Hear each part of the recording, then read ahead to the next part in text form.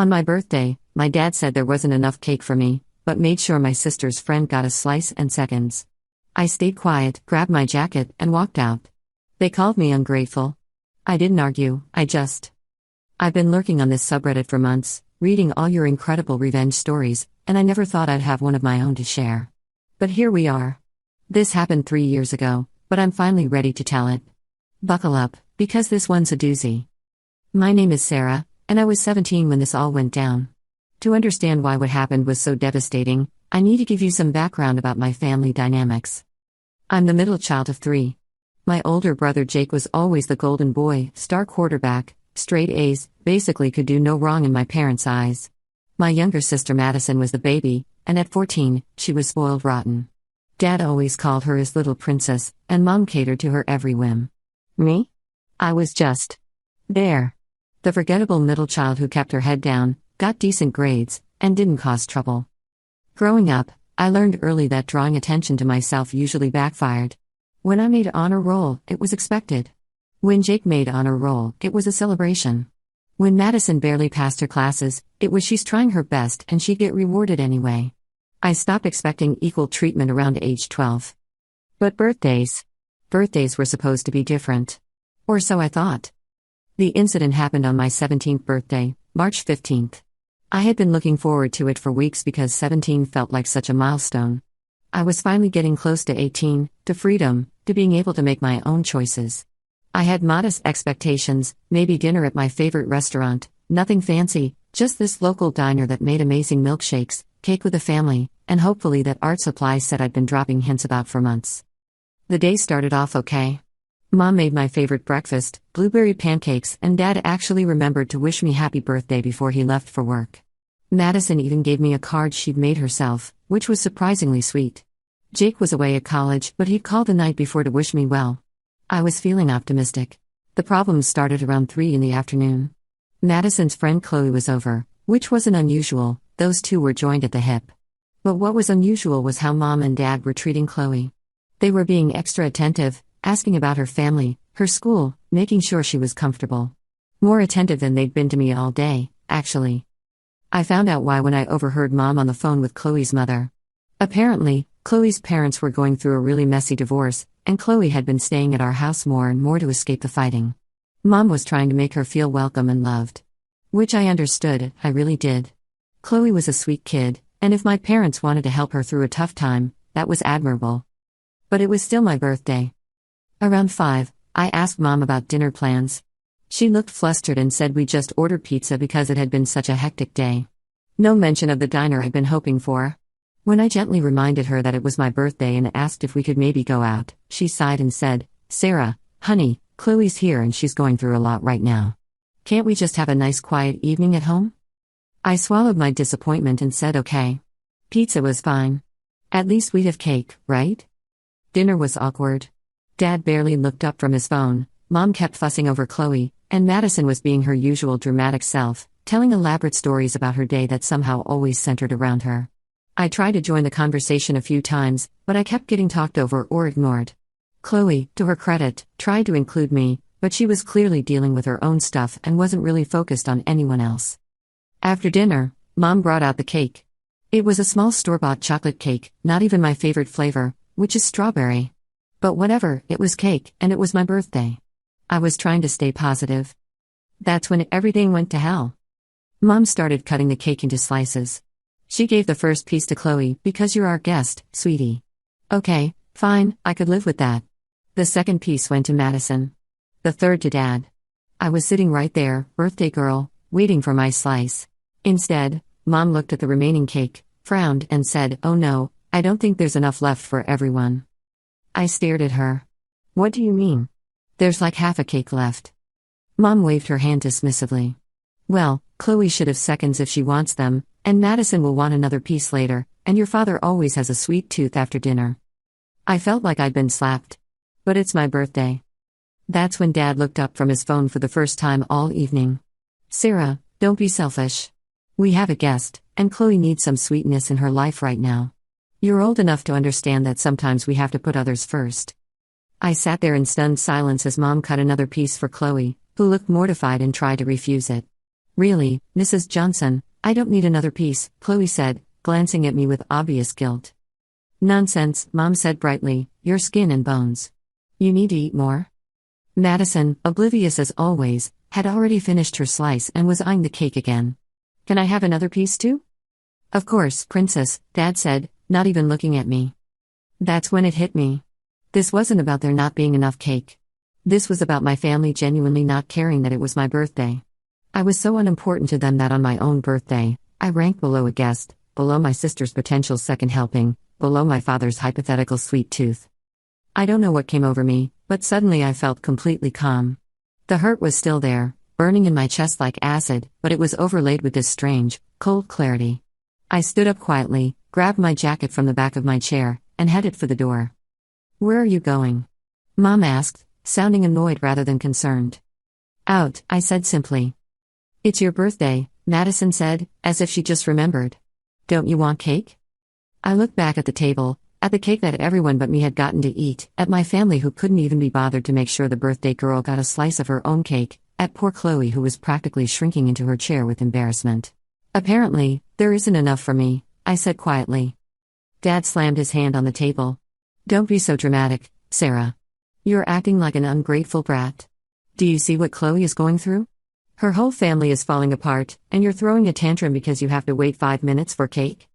I'm not throwing a tantrum, I said, and I wasn't. My voice was steady, calm. I'm leaving.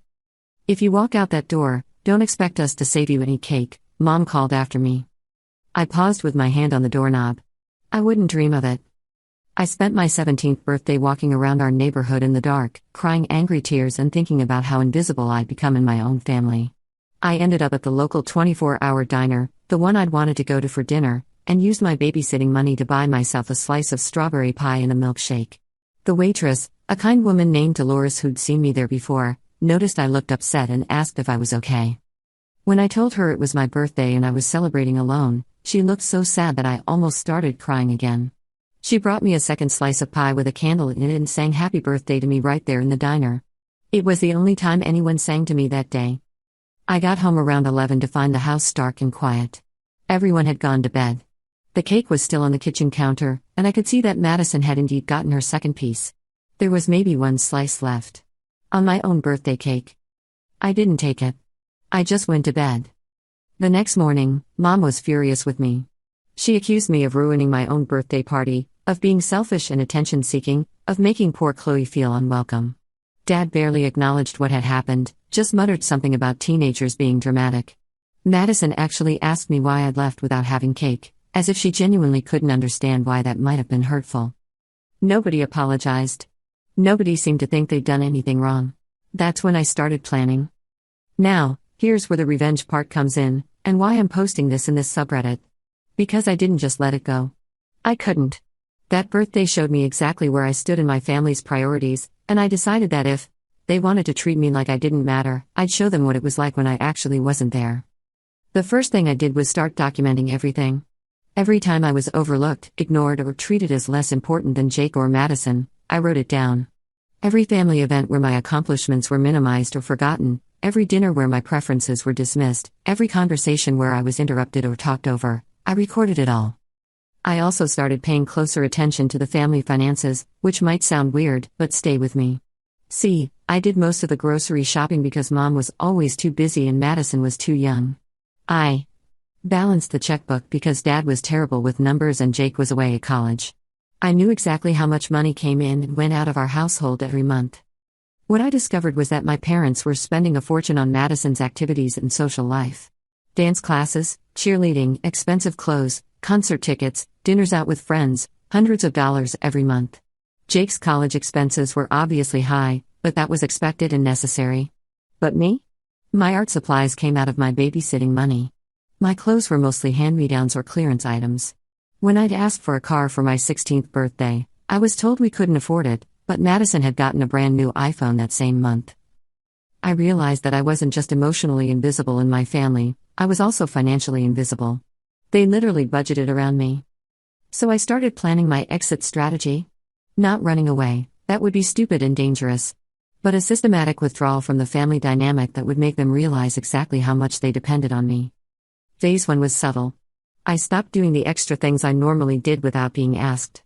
I stopped picking up after Madison, stopped covering for her when she forgot to do her chores, stopped helping her with homework. When Mom asked me to run errands or do extra housework, I started saying I was busy or had plans.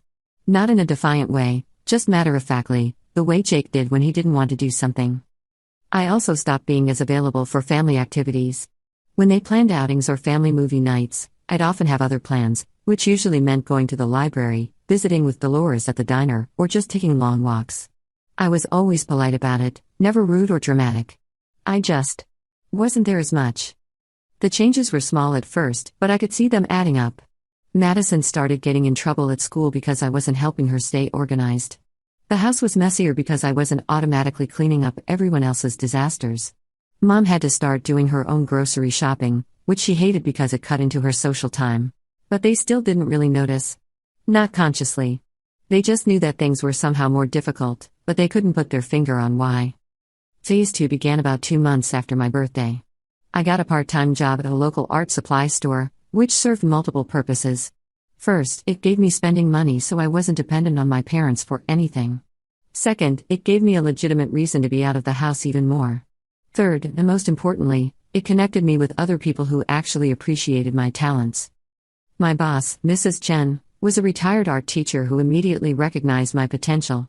She started giving me extra responsibilities, letting me help with the store's workshop classes, and even featuring some of my artwork in the store's display area. For the first time in years, I felt valued and appreciated. I also started making real friends, not just school acquaintances. Other kids who worked at the store, adult artists who came in for supplies, elderly people who attended the painting classes. Suddenly I had a whole social circle that had nothing to do with my family. The more connected I became to this new world, the more I realized how toxic my home environment had become. It wasn't just the birthday cake incident, that was just the final straw. It was years of being overlooked, minimized, and treated as if my feelings and needs didn't matter. But I still wasn't ready to confront them directly. Instead, I moved to Phase 3. Phase 3 was about financial independence and college planning. I started researching scholarships, grants, and student aid programs. I met with my school counselor to discuss my options. I took practice SATs and started preparing applications. What I discovered was that I was actually a really strong candidate for several art scholarships. My grades were good, my portfolio was impressive, and I had a compelling personal story about overcoming challenges. Mrs. Chen even offered to write me a recommendation letter. The kicker? I found a full scholarship program at a prestigious art school in California. Full tuition, room and board, plus a stipend for supplies. It was incredibly competitive, but Mrs. Chen thought I had a real shot. I spent months preparing my application in secret. I used the computers at school and the library so my parents wouldn't see what I was working on. I had my portfolio professionally photographed using money from my job. I wrote essay after essay about my artistic journey and my goals for the future. I didn't tell my family any of this. As far as they knew, I was just working at the art store and doing my regular school stuff. They never asked about my college plans, never showed interest in my artwork, never wondered why I was spending so much time at the library. In December, 8 months after my 17th birthday, I got the acceptance letter. Full scholarship to California Institute of the Arts. I literally cried when I opened it, not just because I got in, but because it meant I was going to be free. I still didn't tell my family. I had one more phase to complete. Phase 4 was the most satisfying part of my plan, and it centered around Madison's 15th birthday in February. See, Madison had been talking about her birthday for months. She wanted a huge party with all her friends, a professional DJ, catered food, the works. Mom and Dad were totally on board, of course, already planning to spend more on her party than they'd spent on me in the entire previous year. But here's the thing, I had been the one organizing family celebrations for years. I was the one who remembered to order cakes, who coordinated schedules, who made sure all the details were handled. I was the family's unofficial event planner, and I was damn good at it. So when Madison's birthday planning started ramping up in January, I just didn't help. When Mom asked me to research caterers, I said I was busy with work. When she asked me to help coordinate with Madison's friends, I said Madison was old enough to handle her own invitations. When she asked me to pick up party supplies, I reminded her that I didn't have a car and my work schedule was really packed. I wasn't rude about it. I wasn't defiant. I was just unavailable. The result was predictable chaos. Mom had never organized a party by herself before and had no idea how much work was involved. Dad kept forgetting to follow up on things he'd promised to handle. Madison assumed everything was being taken care of and didn't lift a finger to help. 2 weeks before the party, they realized they were in serious trouble. The venue they wanted was booked. The caterer they talked to had never received a deposit and had given their date to someone else. Half of Madison's friends hadn't received invitations because nobody had actually sent them out. That's when Mom came to me in a panic. "Sarah, honey, I need your help with Madison's party. Everything is falling apart, and you're so good at organizing these things." I looked up from my homework, college application essays, actually, but she didn't know that and said calmly, "I'm sorry, Mom, but I'm really swamped with work and school right now. I'm sure you'll figure it out." "But Sarah, you know how important this is to your sister. She's been looking forward to this party for months." "I know," I said. Just like I was looking forward to my birthday dinner at the diner. But sometimes things don't work out the way we plan, right? Mom stared at me for a moment, and I could see the wheels turning in her head. She was starting to realize that my helpfulness wasn't automatic, wasn't guaranteed. But she still didn't connect it to how they treated me. "Sarah, please. I know you're upset about your birthday, but..." "I'm not upset," I interrupted, and I meant it. "I'm just busy. You managed to plan Jake's graduation party without me, and you planned all those events for Madison's dance team. I'm sure Madison's birthday will be fine." It wasn't fine, of course. They ended up having to throw together a last-minute party at our house with store-bought decorations and pizza. Madison cried when she realized her dream party wasn't happening. Dad blamed Mom for poor planning. Mom blamed everyone for not helping enough. And through it all, I remained perfectly calm and polite. I even helped clean up afterward, because I'm not a monster. But I didn't save the day, didn't swoop in with a magical solution, didn't sacrifice my own plans to make everything perfect. The birthday cake situation was particularly poetic. Mom had ordered a custom cake from an expensive bakery, but because of all the chaos, she forgot to pick it up. The bakery ended up selling it to another customer. So Madison's 15th birthday cake was a grocery store sheet cake, hastily decorated with mismatched candles. When Madison complained about the cake, Dad actually said, "At least you got cake." Some people would be grateful just to have family celebrating with them. The irony was so thick you could cut it with a knife. But the real climax came 2 weeks later, when I got an unexpected piece of news that would change everything. I was at work when Mrs. Chen called me into her office with a huge smile on her face. She'd just gotten off the phone with someone from CalArts. Not only had I been accepted with a full scholarship, but they were also offering me a spot in their prestigious summer pre-college program. I would be able to start taking classes immediately after high school graduation, giving me a head start on my degree. There was just one catch: I needed to accept the offer within a week, and I needed a parent's signature on some of the paperwork since I was still 17. This was it. The moment I'd been building toward for almost a year. Time to reveal my master plan. I went home that evening and found my family in their usual positions: Dad watching TV, Mom scrolling through Facebook, Madison on her phone. Normal Tuesday evening in the Johnson household. "I have some news to share," I announced. Barely anyone looked up. Dad grunted acknowledgement. Mom said, "That's nice, dear," without taking her eyes off her screen. Madison ignored me completely. I took a deep breath and pulled out the acceptance letter. I'd been accepted to California Institute of the Arts with a full scholarship. I'll be leaving for California right after graduation. That got their attention. Dad's head snapped up. "What are you talking about?" Mom's phone clattered to the floor. "California? Sarah, what do you mean California?" Madison finally looked at me, confused. "Wait, you're leaving?" I handed Dad the acceptance letter. His face went through a series of expressions as he read: confusion, surprise, and then something that might have been pride, if I was being generous. This is a really good school, Sarah. And a full scholarship?" He looked up at me with an expression I'd never seen before. "When did you apply to college? Why didn't you tell us you were applying to college?" "I've been working on applications since last summer," I said calmly. "I didn't think you'd be interested. You never asked about my college plans." Mom was frantically reading over Dad's shoulder. "But Sarah, California is so far away. What about community college? What about staying close to family? What about it?" I asked. The question hung in the air for a moment. What about family? What about the family that forgot my birthday dinner, that couldn't spare me a slice of my own birthday cake, that never asked about my dreams or goals or plans for the future? Madison was starting to look panicked. But who's going to help me with my homework? Who's going to drive me places when mom's busy? You'll figure it out, I said, echoing the words I'd heard so often when I needed help.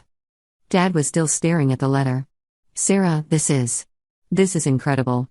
I had no idea you were this talented. Look at this scholarship amount, this is more money than we make in 6 months. Now he was impressed. Now that there was a dollar figure attached to my abilities, suddenly I mattered. There are some papers you need to sign, I said, pulling out the enrollment packet. I need them back by Friday. Of course, Dad said, still in shock. We should celebrate. This is amazing news. Sarah, why didn't you tell us you were this serious about art? I looked at him for a long moment. When have you ever asked about my art? Silence. Because he couldn't remember asking, because he never had. Mom jumped in, trying to smooth over the awkward moment. We should go out to dinner. To celebrate. Where would you like to go? The diner on 5th Street, I said immediately. Oh, but they don't take reservations, and the wait is always so long. Then I guess we're not celebrating, I said with a shrug. The look on her face was priceless. She was finally starting to understand that her preferences and convenience weren't automatically more important than mine. We did end up going to the diner that night. We waited 45 minutes for a table, just like Mom predicted. But for the first time in years, my family actually listened when I talked. They asked about my plans, about the school, about my artwork. Dad even asked to see my portfolio, which he'd never shown interest in before. It felt good, but it also felt hollow. Like too little, too late. Over the next few days, as word spread about my scholarship, I watched my family's behavior toward me shift dramatically. Suddenly I was the talented one, the artistic one, the daughter they were so proud of. Friends of my parents who had barely acknowledged my existence before were suddenly asking about my artwork and my college plans. Jake called from college to congratulate me, and even he admitted he hadn't realized how serious I was about art. I just thought it was a hobby, he said. I had no idea you were actually good enough for a scholarship like this. Even Madison started treating me differently. She began asking for my opinion on things, wanting to spend time with me, suddenly interested in learning about art. It was like she'd realized I was a person with value, not just a built-in homework helper and problem solver. But here's the thing about revenge, even when it works perfectly, even when you get everything you wanted, it doesn't actually heal the hurt that caused it. Don't get me wrong, I was thrilled about college. I was excited about my future, proud of what I'd accomplished, relieved to know I'd be free soon. But I also felt this deep sadness about my family. Because now that they were finally paying attention to me, I could see glimpses of what our relationships could have been like all along. The night before I left for California, Mom came into my room while I was packing. She sat on my bed and watched me fold clothes for a few minutes before speaking. I owe you an apology, she said quietly. I stopped packing and looked at her. Your birthday last year. I was so focused on helping Chloe through her parents' divorce that I completely forgot it was supposed to be your special day. That wasn't fair to you. It wasn't just the birthday, Mom, I said. It was everything. For years, everything. She nodded, tears starting to form in her eyes. I know, and I'm so sorry, Sarah. I don't know how we got so off track with you. You were always so independent, so capable, so easy. Jake needed so much attention with his sports and his college prep, and Madison was always so dramatic and demanding. You just seemed to have everything figured out on your own. I didn't have everything figured out, I said. I was just scared to ask for help because I didn't think you cared. Mom started crying then, really crying. Of course we cared. We care so much. You're our daughter, Sarah. We love you. I know you love me, I said, and I meant it. But love isn't the same as attention. Love isn't the same as making someone feel valued. We talked for over an hour that night. Really talked, maybe for the first time in years. She told me about how overwhelmed she'd been trying to manage everyone's needs, how she'd taken my self-sufficiency for granted, how she'd assumed I knew how proud she was of me even though she never said it. I told her about feeling invisible, about the years of small slights and overlooked moments, about how the birthday cake incident had been the final straw that made me realize I needed to create my own path. I wish you had told us how you were feeling, she said. I wish you had asked, I replied. Dad and I had a similar conversation the next morning. He admitted that he'd been so focused on Jake's achievements and Madison's needs that he'd somehow convinced himself I didn't need the same level of attention. He was proud of my independence but realized he'd used it as an excuse to not engage with me as much. I see now that we failed you, he said. Not intentionally, but we failed you anyway. And look what you accomplished in spite of us. Maybe because of us, but I wish it had been different. Madison's goodbye was the hardest. She was only 15, and I could see that she genuinely didn't understand how her behavior had contributed to the family dynamic. In her mind, she'd just been being herself, and everyone else had been responsible for managing around her needs. "I'm going to miss you so much," she cried as she hugged me. "Who's going to help me figure things out?" "You are," I said. "You're smart, Madison. You don't need me to solve your problems." "But what if I mess up?" "Then you'll learn from it. That's how growing up works." Jake drove down from college to say goodbye, which meant a lot to me. He apologized too, for being so wrapped up in his own life that he'd never noticed how I was being treated at home. "I always thought you were fine," he said. "You seemed so together, so sure of yourself. I never realized you were struggling." "I wasn't struggling," I said. "I was adapting. There's a difference." As I loaded my bags into Dad's car for the drive to the airport, I felt a weird mix of emotions. Sadness about leaving, excitement about my future, satisfaction that my plan had worked, and a strange kind of forgiveness for my family. Because here's what I learned through this whole experience: my parents weren't evil people. They weren't deliberately trying to hurt me. They were just flawed humans who made mistakes, who got caught up in their own lives and needs, who took the easy child for granted while focusing on the squeaky wheels. That doesn't excuse what they did. It doesn't erase the years of feeling unimportant. But it does mean that my revenge, while satisfying, was ultimately about more than just getting back at them. It was about proving to myself that I mattered, that I had value, that I could create my own opportunities even when the people who were supposed to support me didn't. The flight to California was the first time I'd ever flown alone, the first time I'd been more than 100 miles from home. As we took off and I watched my hometown get smaller and smaller below me, I felt something I'd never experienced before: complete freedom to be whoever I wanted to be. College was everything I dreamed it would be and more. I threw myself into my art, made incredible friends, worked with professors who saw my potential and pushed me to grow. For the first time in my life, I was in an environment where my talents were recognized and valued, where I wasn't competing with siblings for attention, where I could just be Sarah. I called home regularly, and slowly, my relationships with my family started to improve. It was easier to appreciate them when I wasn't living under their roof, when their attention or lack thereof wasn't my primary source of validation. Madison started doing better in school once she had to rely on herself instead of me. She's actually pretty capable when she has to be, and she's developed more empathy as she's gotten older. She still texts me regularly asking for advice, but now it feels like a choice rather than an obligation. Jake and I have become much closer. He visits me in California sometimes, and we've had lots of honest conversations about our childhood and family dynamics. He's admitted that he was pretty self-absorbed in high school and college, and he's made a real effort to be a better brother. Mom and Dad have both changed too. They're more attentive when I'm home, more interested in my life and achievements. Dad actually has some of my artwork hanging in his office now, and he loves telling people about his daughter, the artist.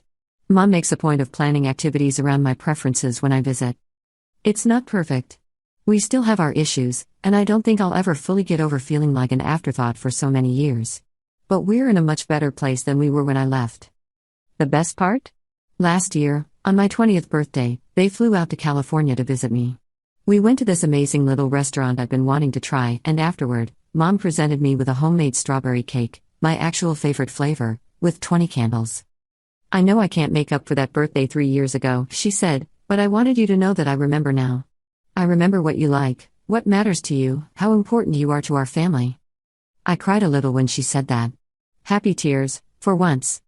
But here's the real kicker, the part that makes this whole story feel like perfect poetic justice. Remember Chloe, Madison's friend who was at my 17th birthday dinner?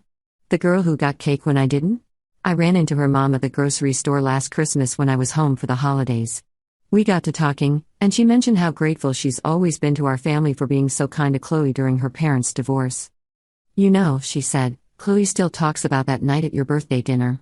She felt so bad that she got cake and you didn't. She said it bothered her for months afterward, that your parents were trying so hard to make her feel welcome that they forgot to take care of their own daughter. She's never forgotten that lesson about not letting kindness to strangers come at the expense of the people we love most." Even Chloe, at 14 years old, had understood that what happened that night was wrong. But you know what? I'm actually grateful it happened. Because that birthday, awful as it was in the moment, was the catalyst I needed to take control of my own life. It taught me that I couldn't wait for other people to value me, I had to value myself enough to demand better. My revenge wasn't just about getting back at my family for years of neglect. It was about proving that I was worth more than they realized, worth more than I had realized. It was about creating my own opportunities, building my own support system, and refusing to accept being treated as less important than I actually am. These days, I'm a successful freelance artist living in Los Angeles. I have work featured in galleries, a thriving online business selling my artwork, and amazing friends who feel like the family I always wanted. I'm happy, fulfilled, and confident in ways I never was when I was desperately seeking my parents' approval. My family and I have good relationships now, but they're based on mutual respect rather than obligation. They know that I have options, that I don't need them in the way I used to, and that knowledge has made them more appreciative of the relationship we do have. Sometimes people ask me if I regret how I handled things, if I wish I'd just talked to my parents directly instead of planning such an elaborate exit strategy. And honestly, no regrets at all. Because talking to them wouldn't have worked when I was 17. They weren't ready to hear what I had to say, and I wasn't strong enough yet to say it effectively. I needed to prove to myself that I was capable of more than they thought, and more than I thought, before I could have those honest conversations with them. My revenge gave me the confidence and independence I needed to build a life I actually wanted, instead of just accepting whatever scraps of attention and affection my family was willing to give me. And the best part? Every time I accomplish something new, every time I get a gallery showing or land a big client or reach another milestone in my career, I think about that night when my dad said I was being ungrateful for wanting a slice of my own birthday cake. I wasn't ungrateful then, and I'm not ungrateful now. I'm just someone who knows her worth and refuses to settle for less than she deserves. That's not revenge, that's just good life strategy. TLDR, family treated me like an afterthought for years, culminating in me not getting any of my own birthday cake while my sister's friend got seconds. Instead of causing drama, I quietly planned my exit strategy, got into college with a full scholarship, and basically disappeared from their lives until they realized how much they'd taken me for granted. Now we have a much better relationship based on actual respect.